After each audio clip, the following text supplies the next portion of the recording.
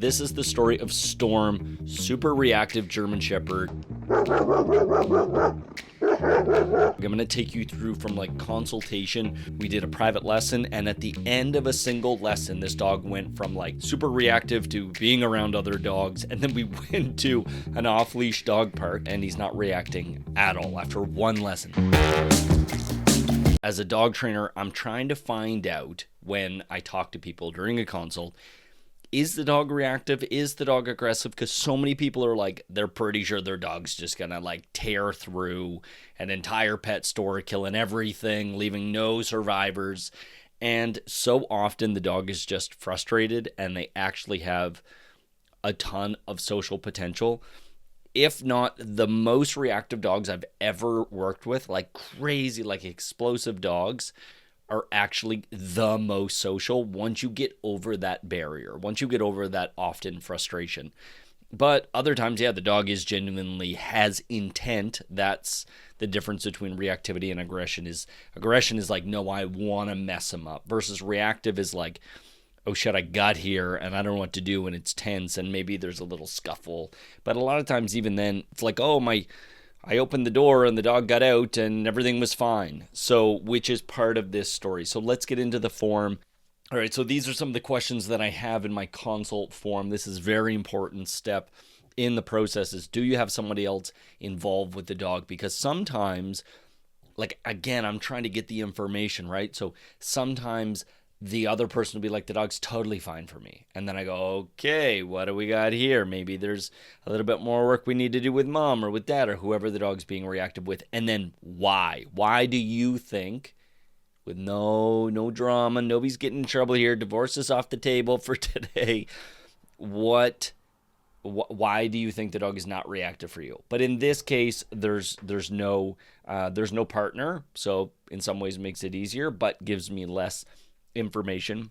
How'd you hear about Dog Style? Through Facebook. I am on social media an open book. I say what comes to my mind, and people know I use e-collars. I believe in corrections. I believe in doing food training and all that stuff. So she probably has a good idea of who I am, which means, and I've got like 12 years of content on that Facebook page versus YouTube, it's less, right? So you don't get to see as much, but you can go back on the Facebook over a decade and see. The dog lives, so it's just her dog is what she means by one dog. Do you have multiple pets in the home? Just one dog, but two cats. For a German Shepherd to live with two cats is kind of telling that if the dog hasn't killed the cats, it's towards other dogs. It more times than not is not aggression, it's actually just reactivity, because although some dogs can live with other dogs and they're full-blown rage, want to kill everything dogs, it's a predatory thing at that point. It's like, this is my pack, I'm established, they're typically the alpha in the pack, but I want to kill everything else. But a shepherd and cats, if they can get along, sometimes with older cats, they raise the dog. But anyway, it's a good sign, in my opinion. Has your dog ever bitten, bruised, or drawn blood on a person? No, he's super playful with people, super kind to people, no issues with people, but he can be reactive if they're on a bicycle or on a scooter or whatever, which is information I got later.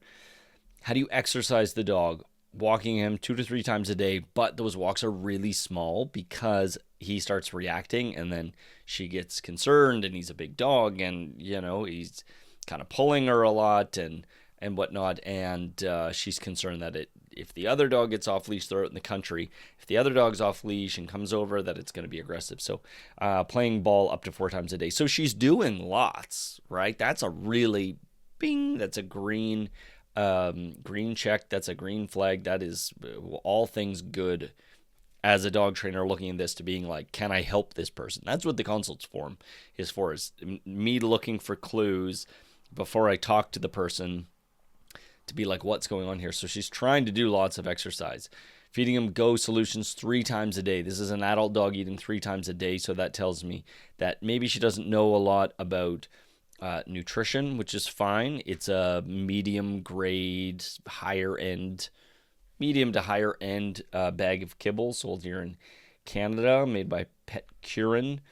Does your dog have any health issues? No, not that she knows of, not that we know of. He seems pretty healthy.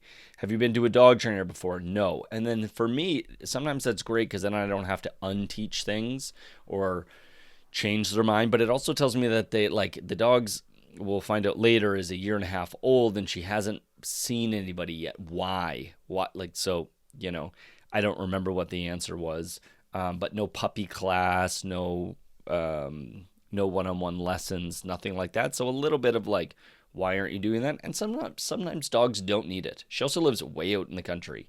And so maybe that's part of it too. Not here to judge. It's just like, I'm trying to get clues as to, can I help this person? Because some people can't be helped. Is your dog crate trained? Yes. That's like such a huge check mark, in my opinion. Crate training is so fundamental to like control and being able to just like, you know, it's not easy. It's not always easy crate training a dog, but someone that's stuck with it, fantastic. And I really have it, you know, still goes in the crate, because some people are like, yeah, I crate train my puppy until 16 weeks and then we've stopped and it's been 4 years. Okay, but is the dog still comfortable going in the crate? It's been 4 years. I don't know.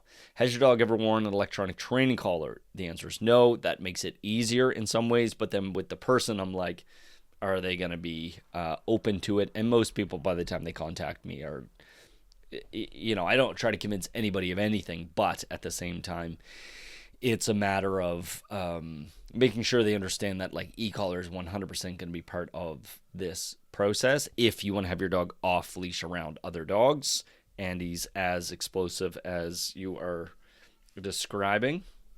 It's going to be important, and it's a fantastic tool. It's not always the answer for leash reactivity, especially, and we hardly use it in the lesson coming up, but later on it definitely gets used. Current frustration, maybe reactive with dogs. So maybe she's not sure if he's reactive. He seems quite intense. Excitable with people, likes to jump up on people and crazy at the door and stuff like that. Goals, walks nicely, scent training in different areas, ignores other dogs when passing by. So walks nicely, yes, we can achieve that. Scent training, I don't offer that. That's the thing about being a dog trainer, is just because you know how to do something doesn't mean it's something that you should do. A lot of people are like, a lot of purely positive trainers are like, do sniffle mats and snuffle mats and scent detection training and agility and all these other things to deal with their energy about the reactivity, but they don't actually fix the reactivity, which is a whole other thing. Dog's name is Storm. He's fixed, yes, at 13 months. That's great. That's fantastic. It also means it's great and fantastic in the sense that he was at least more than halfway grown. Would it have been better to wait? Did the reactivity start a bit more when he got neutered? I'm pretty sure she said he's been reactive since he was like 10 months old or something like that, and he's now 15 months old. And then the last question is, do you have either of my courses? She had my 7 Elements course, which tells me she's trying things. Fantastic. And about to start my e-collar course, which is why I did this one-off lesson. It's the only reason why I was prepared to meet this person in person, because she has foundation, the dog has foundation of obedience, what's expected of you, and how to turn off pressure, how to communicate with your dog. So we met up, and here's what it looks like. If that's okay, no microphone. Yeah. So when you currently see dogs, what's your response? If I'm walking, yeah, I just usually turn them and go walk the other way. Yeah, okay. Avoidance. Yeah, avoidance. Yeah. Okay. Yeah. Just go behind your car. Yeah. And then I'll bring Vega out. Yeah. And just don't ask him to do anything. Just stand there. I want to see what his response is. Okay. So it's so important to figure out as a trainer, what are you currently doing? What's working? What's not working? Because some people, I'll find them in a situation where they're like, sit, because I normally try to get them to sit. Try being the imperative word there. And so it's important that I get a baseline beforehand. So I'm just saying, don't do anything here. Let him go. Let him do his own thing. And let's just see what the response is. And oh boy, what a response it is. Very, very reactive dog. So I'm giving her permission, like, you don't have to do anything here. Just let him be. I also checked her leash beforehand to make sure there was no tears or holes in it, and that she had a safety on her halty, because every leash and collar system, harness, whatever, I've had dogs I've seen dogs get out of them. So here we go. Come.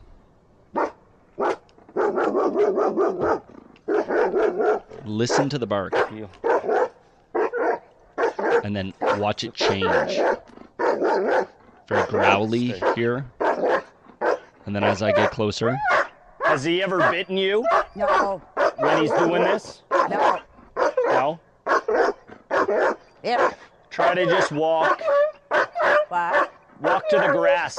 You want me to walk? And then see, calms down. Movement. Come. Really important. Come. And that right there is why I really don't think, especially in the beginning, that a sit or a down command is very good for reactive dogs, because there's nowhere for them to put the energy. And a lot of times people are just like, sit, sit, sit, down, down, down. But unless you have a wicked level of obedience, which in my experience, if you have a super high level of obedience, you don't have a reactive dog. Not typically. There's always exceptions, aren't there? But movement, really good. Here, really helpful for him. But did you notice how that pitch changed from initially very, a lot more guttural, a lot more growly, to the higher pitched is a lot more like less dangerous, in my opinion. I don't know how else I can define it for you. Just more general frustration. Initially is a lot more like, can be a little bit more territorial or a little bit more aggressive, I guess. But that higher pitch is just like, come on, let me go see. It doesn't mean that it's a safe thing to do, but there's a change. It's noticing those subtle differences. Come. Okay, come back to your car. Heel. Sit. Really good before you start this stuff as a trainer or as your own, to establish, like, to the car, to the grass means that. Go over to the green bins, the pylons. Pylon Sit. 1, 2, 3.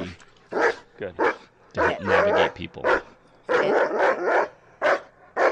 Notice how she's asking him to sit, Okay, and he's now I want you to just walk from this yellow line, sit, to that yellow line and back. Back. watch how much my dog is yawning during this, releasing stress. And turn around. Here. Yeah, when you turn, just turn to your right. Turn back. So walk from the yellow line behind your car. Oh. Here. And turn around. Good.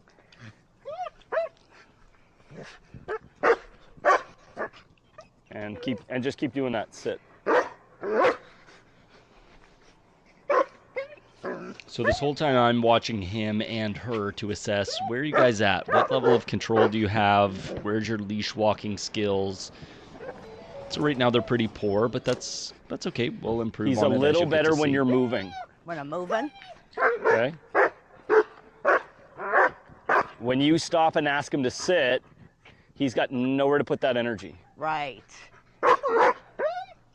So this is where your heel Comes in is place. one of the most important things, that he learns not only to be beside you, but that to break place is a little Right. uncomfortable, because he doesn't want food in this context.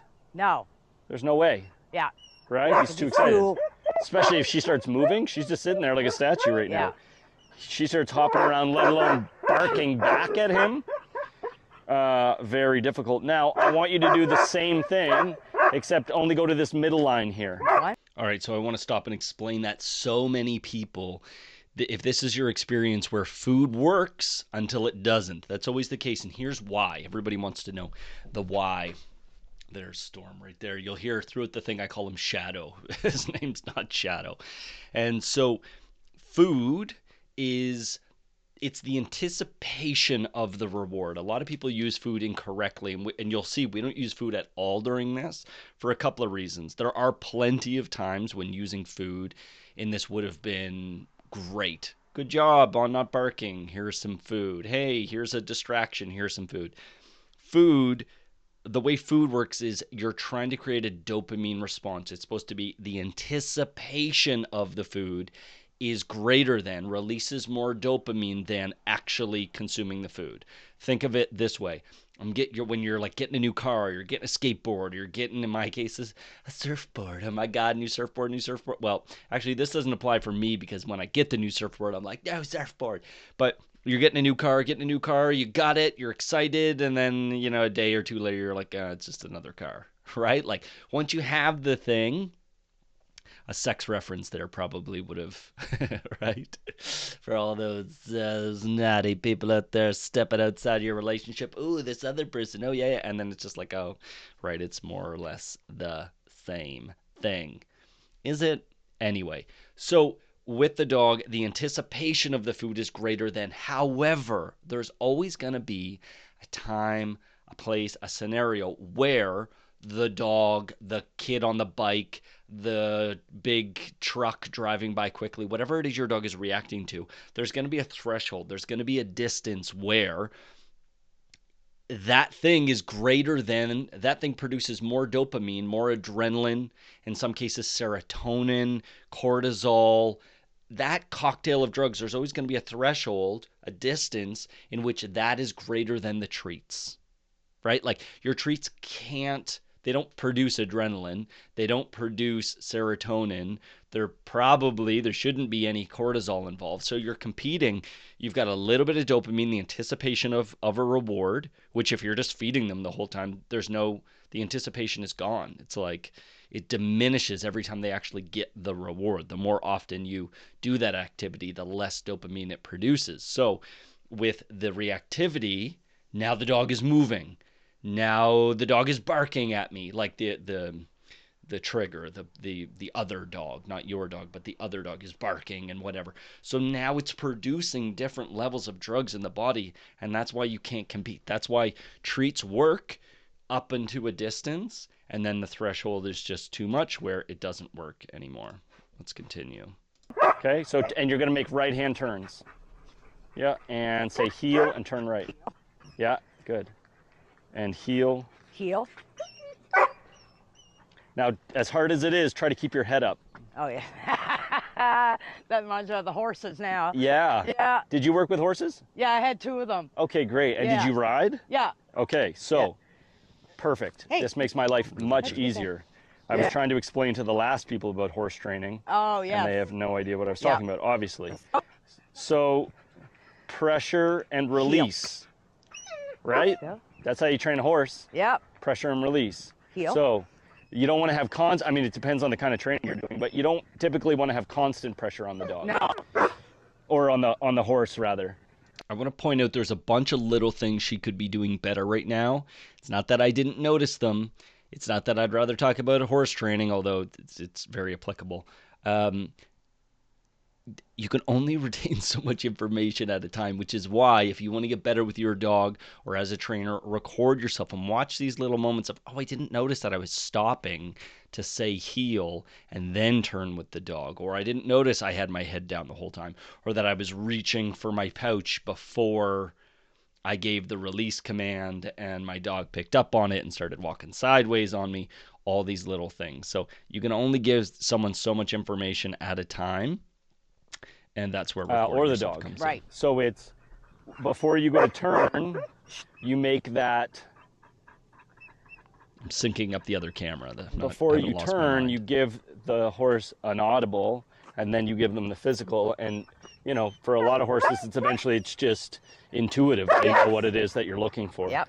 So the problem with a halty here is Yeah. if he runs and smashes the end of the thing, it's really going to yank on his neck. So when you can, here's a little bit of pressure there, but I'm kind of referring more to like a long leash. Even the end of 6 feet, if the dog runs hard, it's still going to be that action, which isn't great. It's So we want to work on that. How I'm holding the leash in my left hand. I'm Okay. going over my thumb. And then, do you mind if I do that to him on his head? Nope. Are you comfortable with that? I want to see if that is enough for him. No. What was that? No. What do you think about that? No. Some dogs, that's like a magic fix. It's amazing. So that's the bonk, right? Taking an object and giving a little tap on the head. You'll see I do it later, stronger, and it works very well. Some dog trainers, if you type in the bonk, you'll see they take a rolled up hand towel and they hit the dog. They say no, and then they hit the dog over the head. It's supposed to create like a startle effect. I mean, if something happens to you, right, you get disoriented by the thing. It's obviously controversial, and there are extremes of it, and so I don't like having an extra object.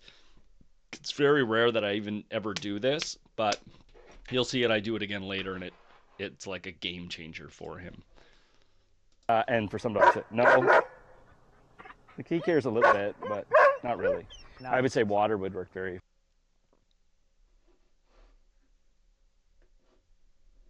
Oh no. Effectively for him, but we'll do e-collar stuff too. So watch when I make my turns. Shadow, right? Storm, heel. The audio Close. cuts out a little bit here. Sorry Shadow, for storm, that. Yeah. they're both involved.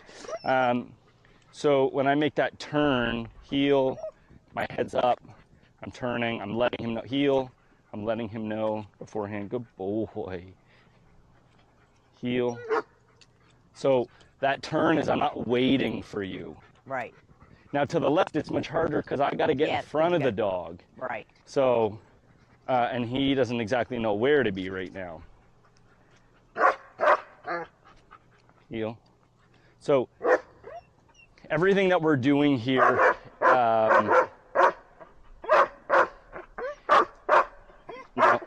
no, is harder for him ultimately socializing because all of this looks and sounds to me just like frustration. He's not actually aggressive. I bet I could let him go over there and smell her and she'd be fine. Right. I'm prolonging it because you're not going to let him go over and say hi to most dogs. Right. Especially, you know, when he's acting like that. Yes. Movement is going to be very important for you. Exposure to other dogs is going to be very important to you. And having the opportunities to just like have a dog be chill. Because truly aggressive dogs don't typically care about getting behind the dog, they just go straight at them. All right, so I want to explain why I'm over towards Vega right now. First thing, go back a few minutes when I gave a little leash tug, a little leash pop. He was facing me. I wasn't turning his neck forward and backwards.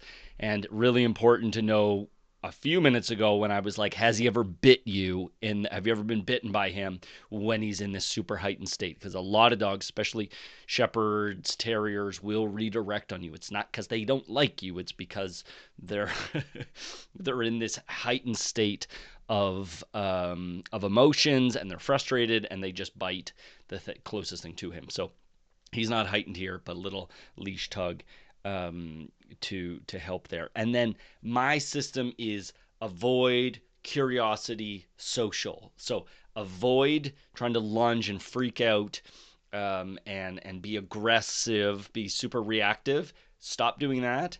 And then I'll give you the opportunity to like look longer and go and investigate, maybe walk behind a few feet of the other dog and get a little whiff of them, go smell where they peed. I'll let you do curiosity stuff. And then the last stage is social, where we pretty well take the leashes off or take the leashes off. Like sometimes it'll be a drag line. Sometimes I'll hold the leash, but there's zero pressure. It's like I'm running around behind the dog with no leash pressure. You have the options to make mistakes, but also be fully social, like right up to their bum, right up to their face. And I'm giving you the least amount of guidance as possible. That's the real system behind all of this. So I'm giving him this the highest level of curiosity. He's trying to get to her bum. He's trying to smell what she smells like, right? Now, because she, and see, the longer I stand here, then he starts to get reactive again, frustrated. right? And so if I can ask him to chill out a bit, and he does, Sometimes going over, having a little decompression, having a pee, picking up that toy again. Shadow. Storm. So little restriction and then let him go in. Good boy. Come. Good. Just 1 to 3 seconds. You don't So want it to like, last he too just long. wants to smell. But if I stay there and hold that pressure, it's probably going to bite at her, Right. which I don't want. Or if he Okay. went over So, like past her bum and Halty's went great to if her you try to head. prong. No, not yet. Yeah. If he went past her right to her neck or whatever, I would have just been like, let's get out of there, because there's no information up at the head. Basically none. It's all, they want to know everything about the dog.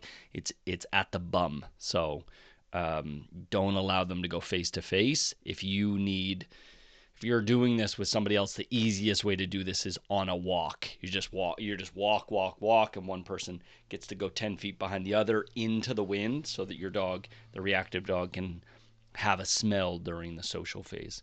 And I asked her if she ever used a prong collar yet. Is that on the bucket list? Yep. I mean, this is working for him. The only problem with this is you can't really correct him without yanking on. And that's what I'm nervous of, the neck and the nose, like, you know, put like if I go to meet with somebody on a trail, like a dog's coming, Yeah. I feel like almost like, okay, with the halty, is that going to hurt his neck? And me trying, like, if It he can. get too forceful. It can, but for now it gives you a lot more control. Yes. Oh, flat We can collar is try- off the wall. Yeah, we Like, can try a prong collar. Vega, break. Where you go? Oh, she reminds me So of my now I'm gem stepping girl it I up, had. now making it more hard while I still have Yeah, him. I know. You're so sweet. So what's interesting is, like, if I didn't have any pressure on him, he's just excited and wants to go over, and look how he's trying to sniff. But now there might be a little bit of jealousy and whatever, and her moving around. He's just not used to all of that right now. So what you need is some, no. With enough pressure, he says no. Good. You just need enough pressure to go, knock it off. Knock it off. Now that's where it's not even that it's that much. It's when you hit the flat right there, and it's uncomfortable. Like, it doesn't feel nice. I'm not denying that.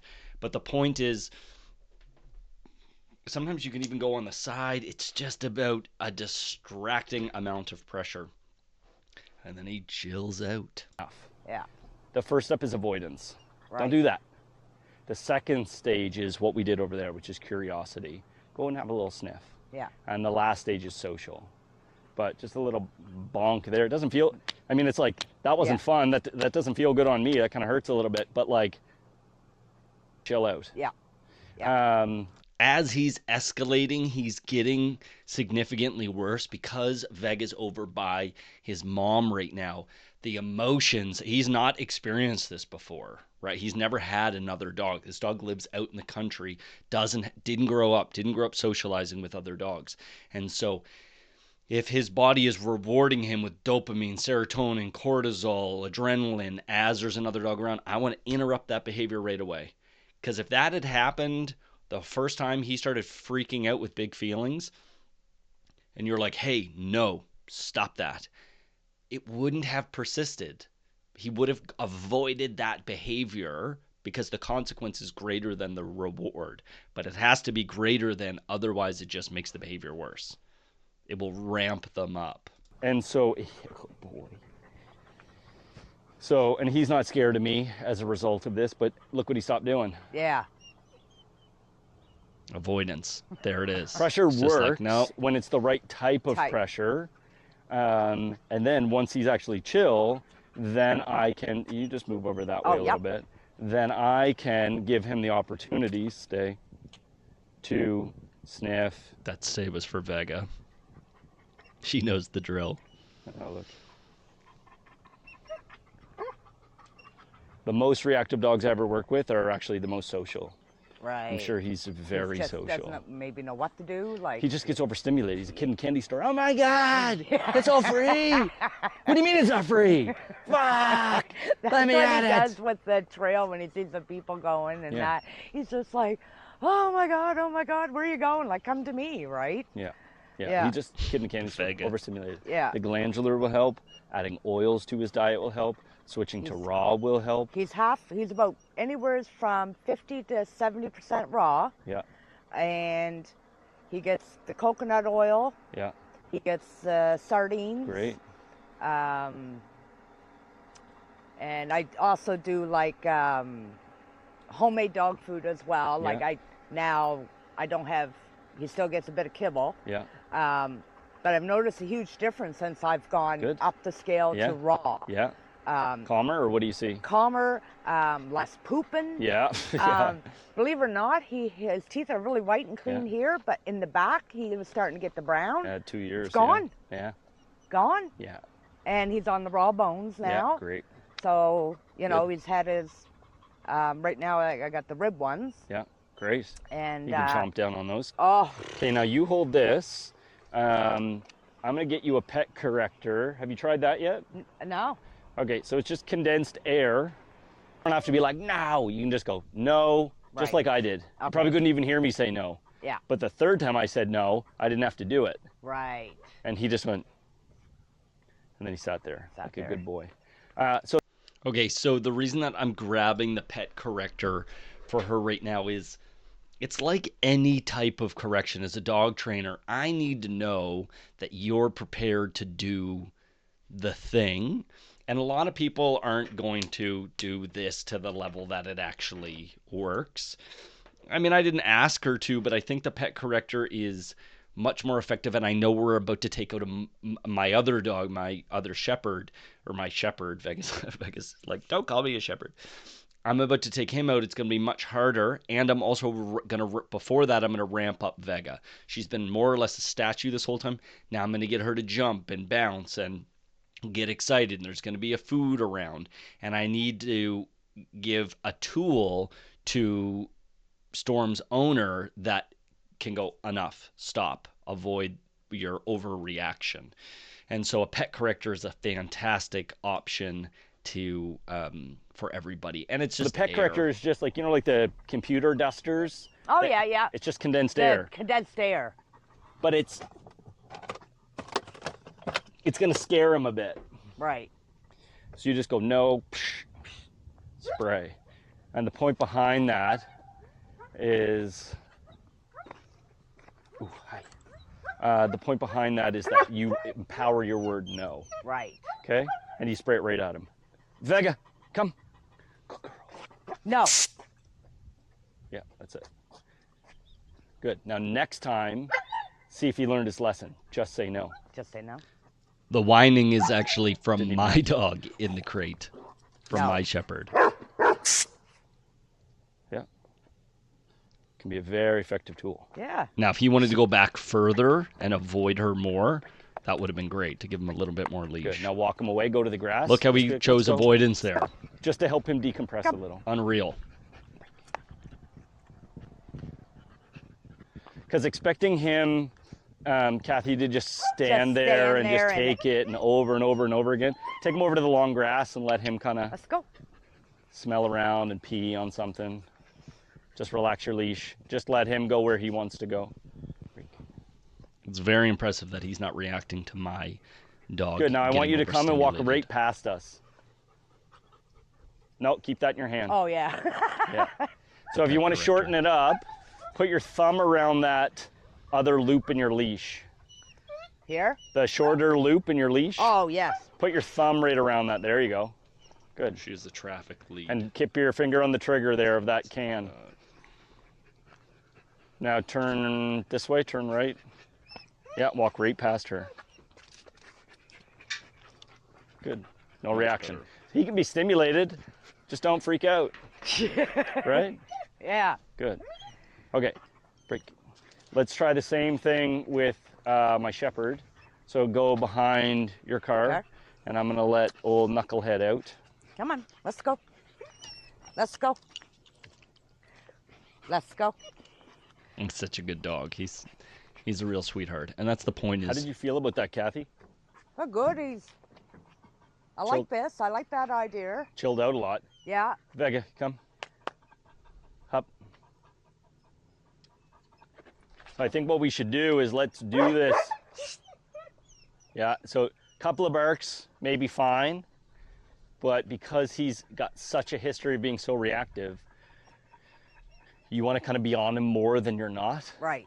But at the same time, you know, you got to see, is the correction working? Right. Is it making any sort of difference? Hi, Shadow, come. So, Shadow.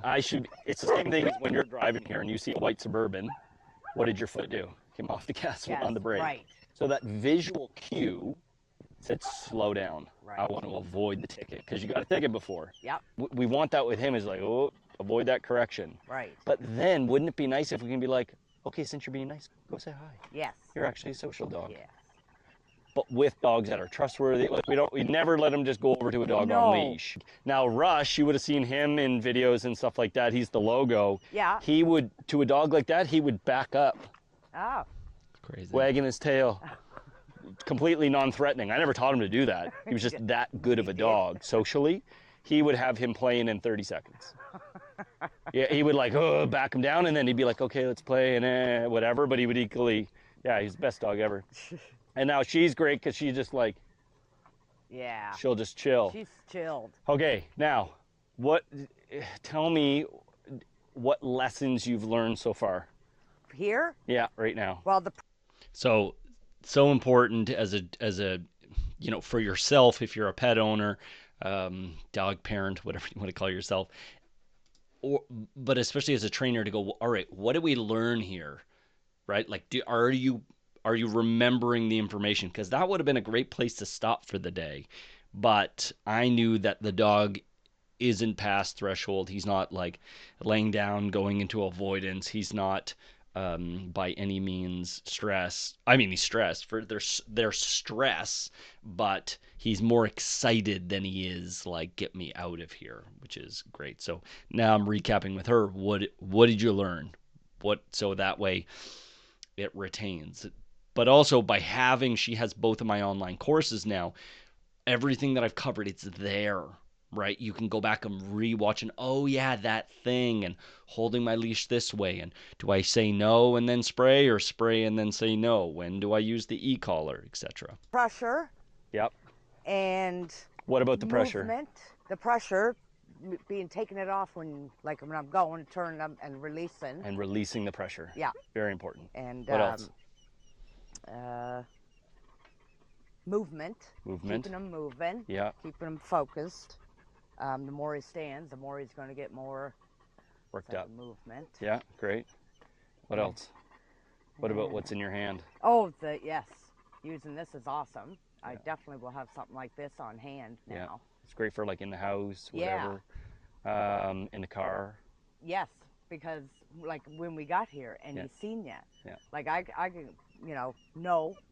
You don't want to make that a threat is the big thing. You don't want to be like, don't make me use it, because what happens when you don't have it in your hand? Yes, right. It's the same thing as with the e-collar remote. Like you'll often see me have the remote like this.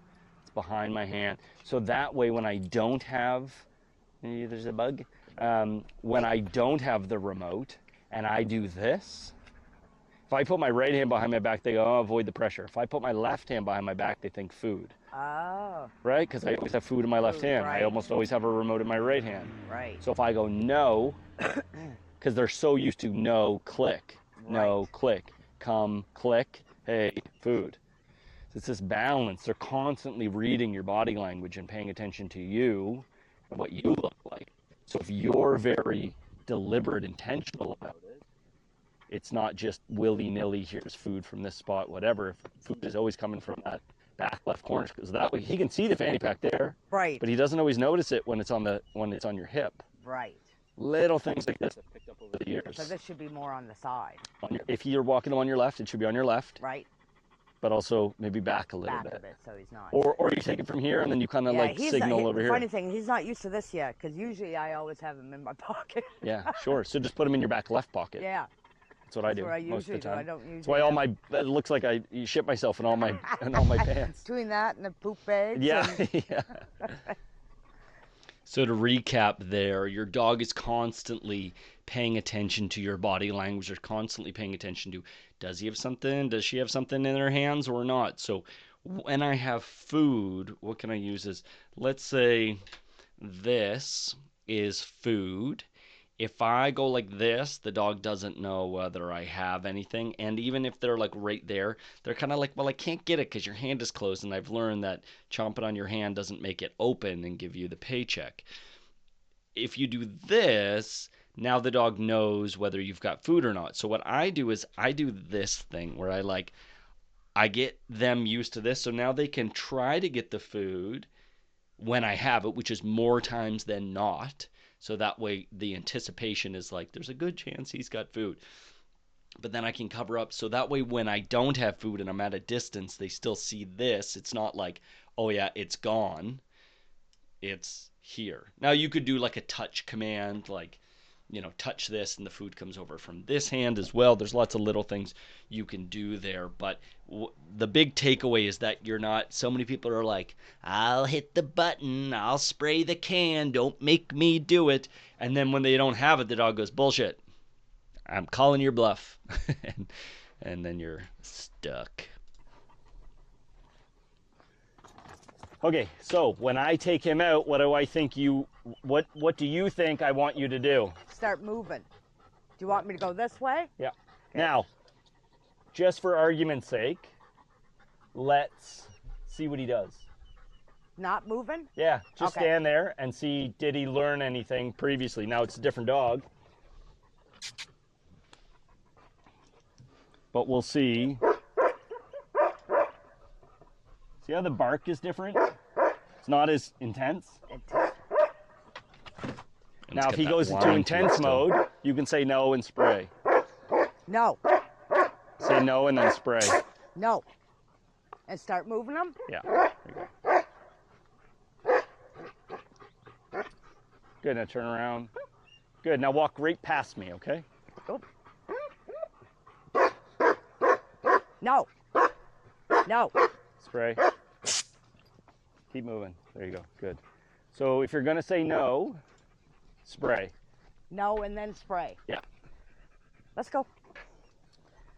Come. All right, turn around, walk past.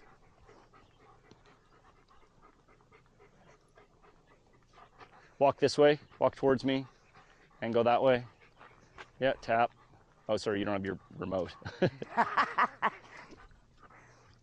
And watch my dog stare at him. Good. Okay. My so dog's what's being great a is lot now he's not more- reacting, Right. but he's still staring. So this is where we're like, his staring made him a little reactive. Ah, okay. So now we want to go, hey, don't even look at him. Avoidance. Right. And that's where just the smallest amount of e-collar pressure can do that. Right. So now I'm trying to find the level that he feels. Might be there. You'll see Yeah, him he look feels down. that. He looks Okay. to the side.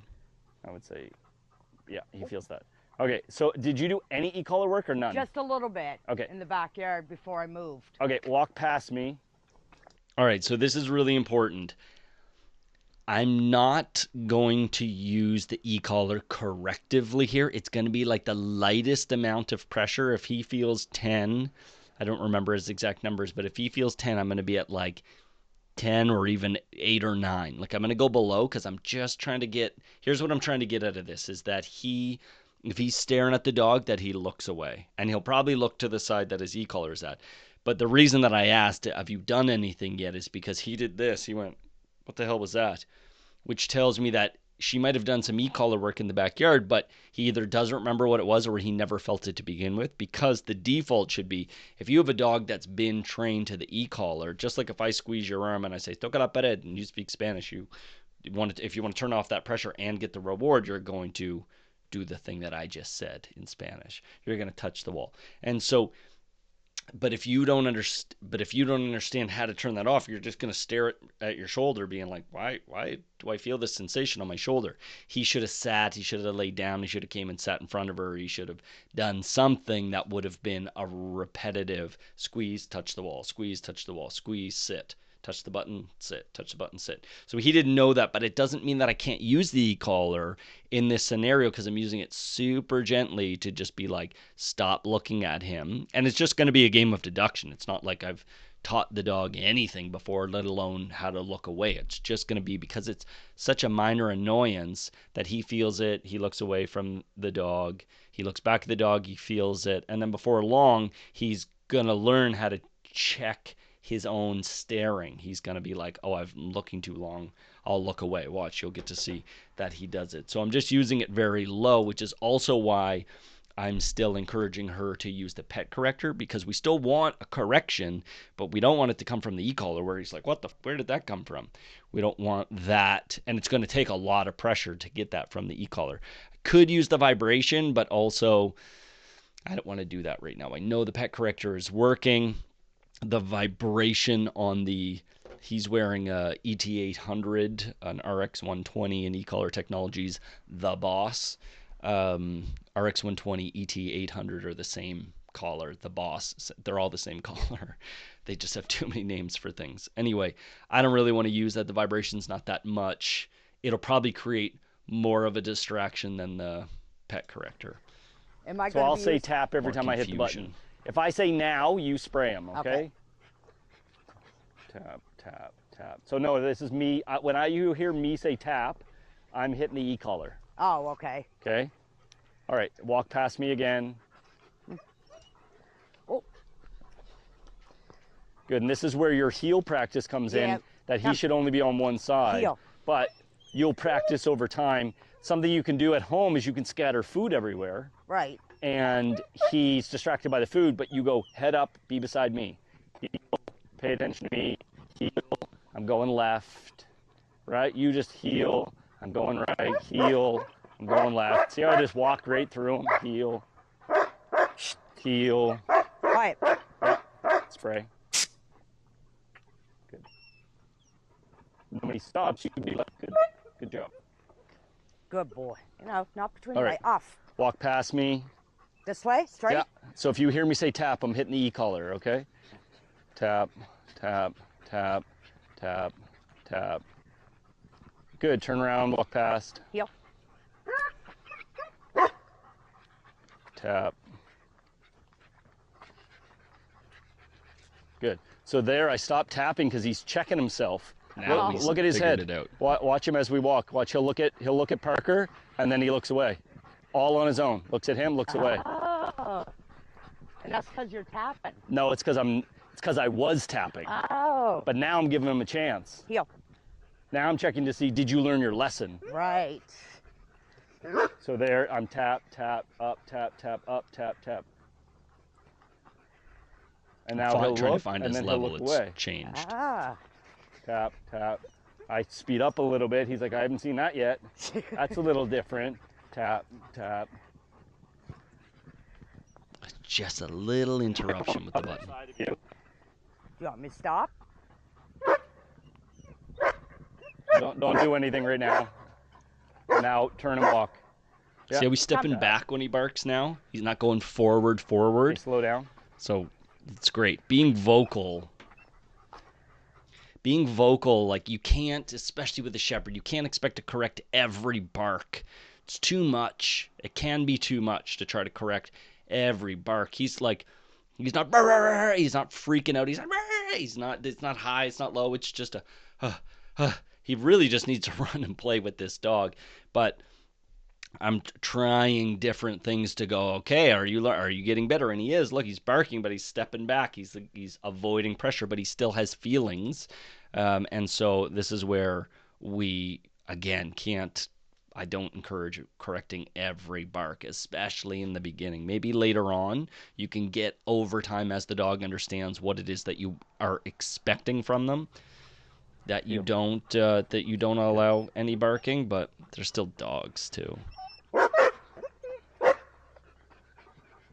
I'm gonna tap, tap, tap. Oh, we did look. Tap, tap. So I now want instead him of the to just check spray, himself. Good. I'm just Go using left. the e-collar pressure. Go to the left. Left. Yeah. 180. Yeah. Good. the healing is watch 1,000% better. Heel. I don't want him staring either. I want him to look away. Right. So like he's a knucklehead too. It's a shepherd thing, you know. Let him go over and have a drink of that water if he wants it. So decompression. Probably just wants to smell where Parker was. Parker. Come here. Using bone broth. He just wants to smell where they were. Let him go back to the kennel and smell that. On these stressful. Do everything but get in the car. Here. Hot sessions, stress, bone broth. It's great. Electrolytes, and dogs will pretty well always drink it. But these decompression moments of like, let's go over and go on the other side of the fence. The other side of the fence? Yeah. So you want me on the grass side or both sides? Yeah, grass side. Let's go. This is going really well though. Good. How do you feel? I feel good. I'm glad that he's not like totally freaking. Yeah, like, he's trainable. Yeah. Get a drink.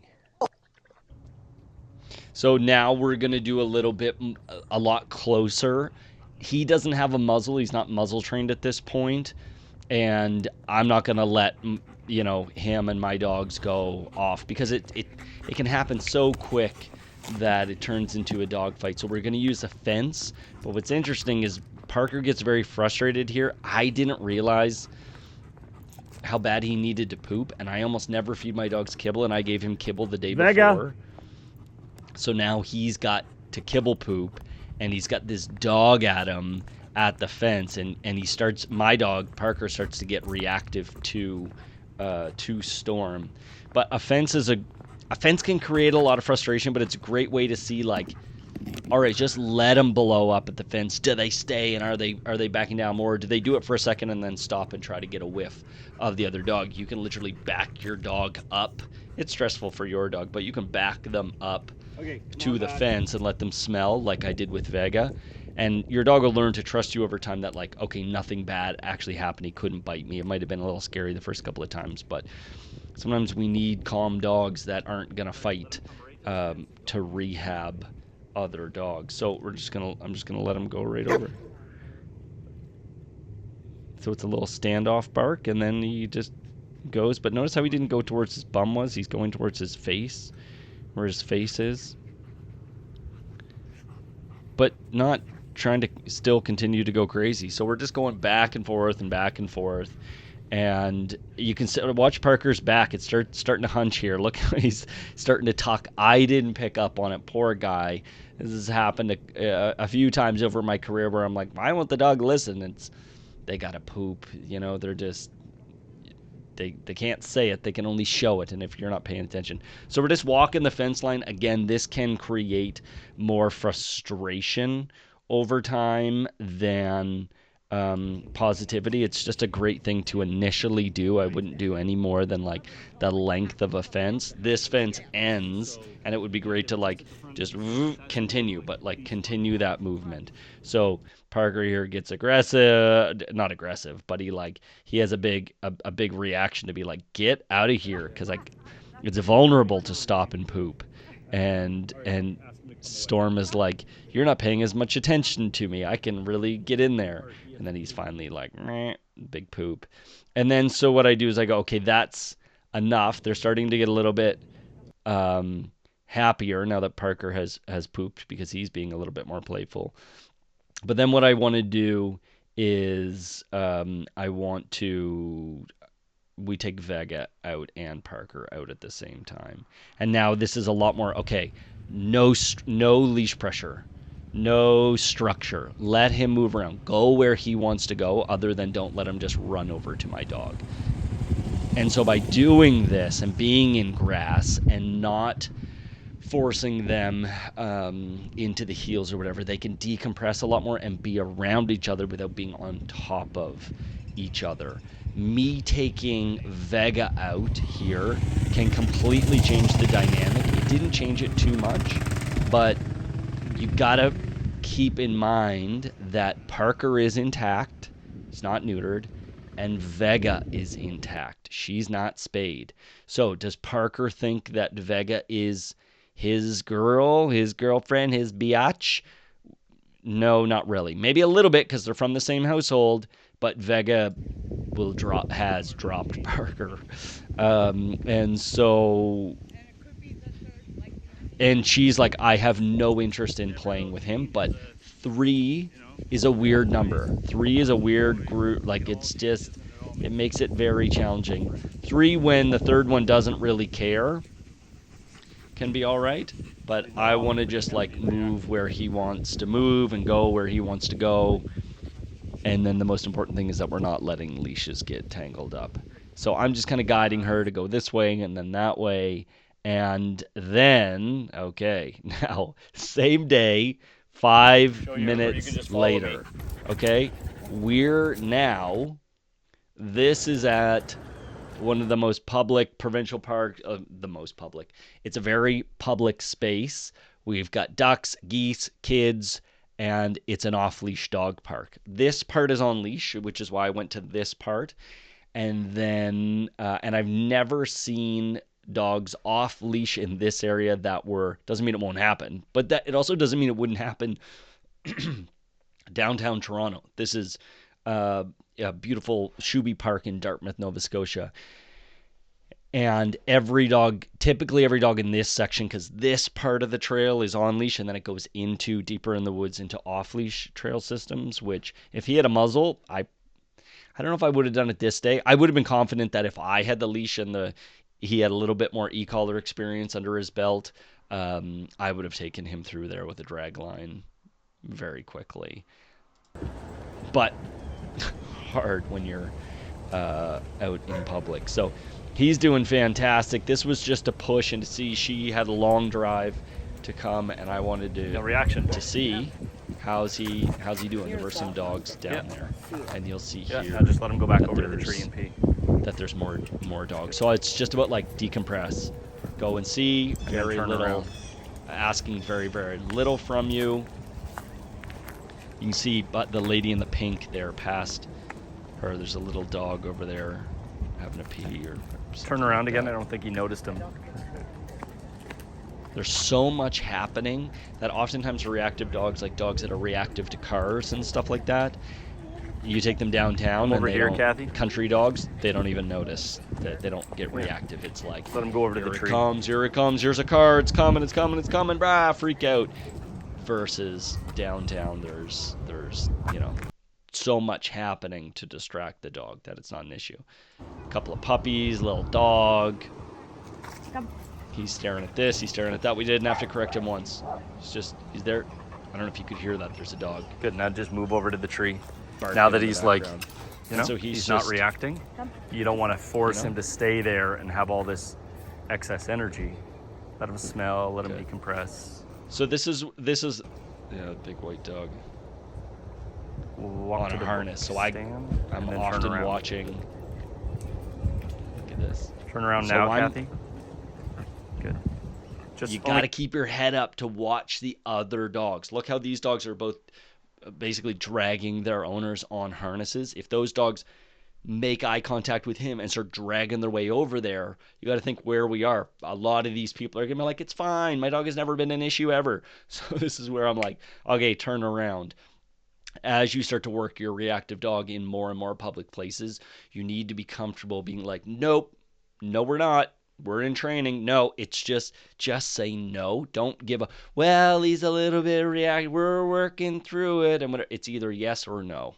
That's what it comes down to. So an absolute amazing job, Kathy, with Storm. So proud of these dogs. If you want to see part 2, where I actually take Storm to my place and socialize him with my dogs, and then graduated group class dogs that did private lessons, you can watch that video right here. And thank you so much for subscribing.